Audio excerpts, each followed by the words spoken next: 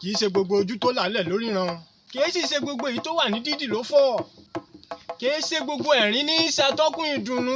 Àgànná lẹ̀rín mi bá dé, kì í ṣe gbogbo ẹkún ní ṣàtọ́kùn ìbànújẹ́ o.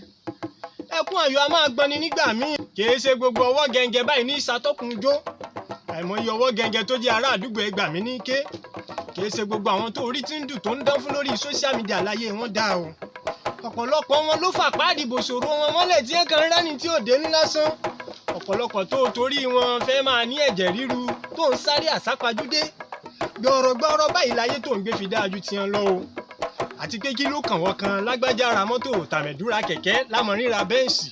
Níwọ̀n ìgbà tó bá ti ń tiraka tó sì ń tẹ̀síwájú lójoojúmọ́, ó pàpàdé bí ó fẹ́ dé lọ́jọ́ kan náà ni. Ọlọ́run rẹ ni kó o gbájúmọ́, kó o yé fàyè aláyé ṣòdiwọ̀n tiẹ̀. Ẹni tá à ń bá nájà là ń wò, àìwáríwó ọjà.